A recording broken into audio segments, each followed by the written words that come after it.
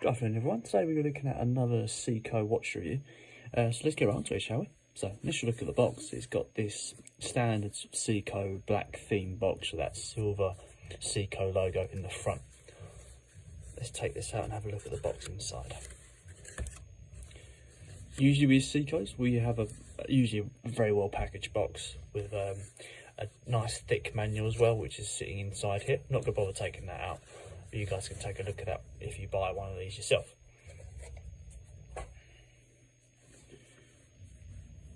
So plain simple display style Seiko box with a simple lift off lid.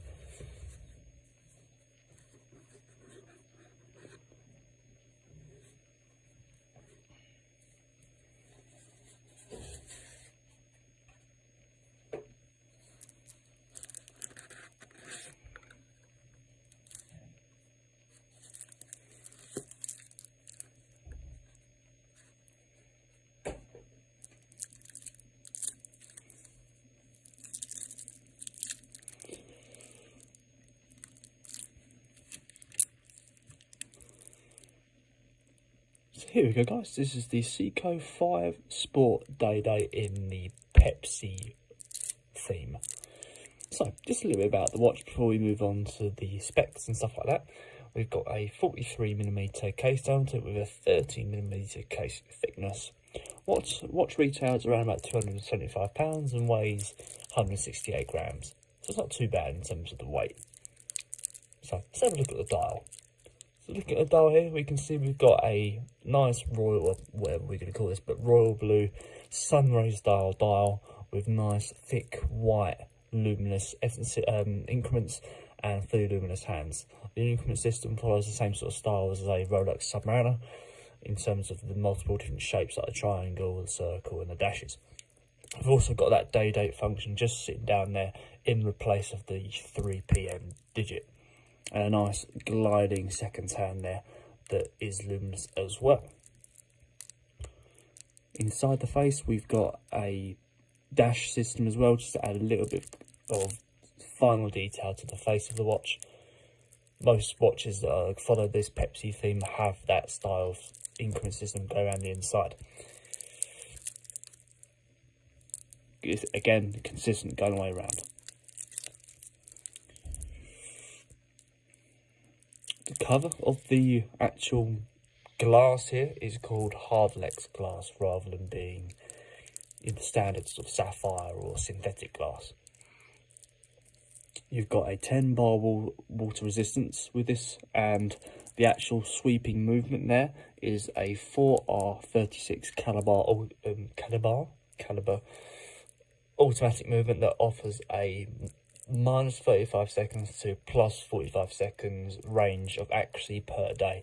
It doesn't sound great, but it's what apparently is according to the specs online. So, looking at the bezel, we've got a nice, again, a blue Pepsi theme, but it follows the same sort of style as how the Japanese like to go with their style of watches. They have it quarter of the bezel rather than half of it.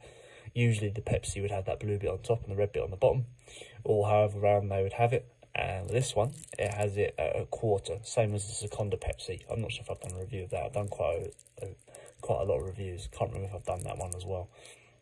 So yes, we've got a quarter style, nice red Pepsi blue theme here with an old-fashioned digit system.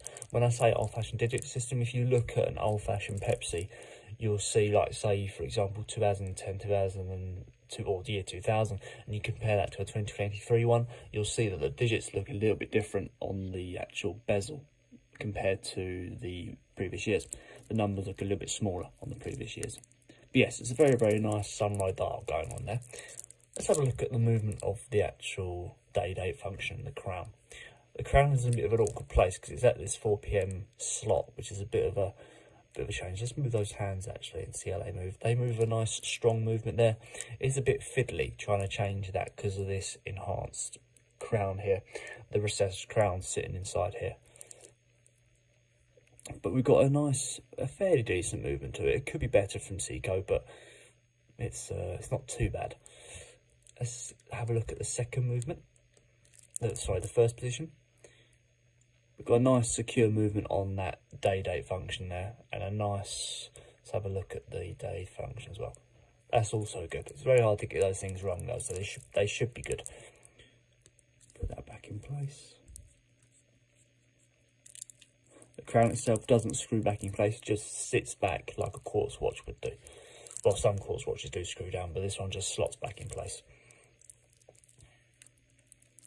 So come around to the side of the casing, we've got a full stainless steel casing going on there, going all the way around. Very, very consistent going all the way around. Coming down to the strap, we've got a line finish on the strap in the middle part here, and a line finish on the outside parts as well. You can see a slight line defect on that corner there. The band is a 22mm band if you did want to change it, and the band itself is adjustable with little tiny, I think these are pins rather than being little screws. Follows the same sort of style as an Oyster Perpetual strap on a Rolex. So let's go around the back and see what we've got on the back plate. So we've got a full transparent back plate going on there with that automatic movement skeleton going around in the back, and a nice Seiko print as well. Coming down to the clasp, we've got a full push button deployment style clasp with a safety buckle as well. Let's see if we can have a little look at that. Don't want to sort of damage it too much because I've got to return it. With a plain stainless steel finish interior as well. Sometimes you see serial numbers inside here, but for this one, that is not the case. Let's have a look with it on the wrist. I've got it on the wrist like that actually. Put it on my hand.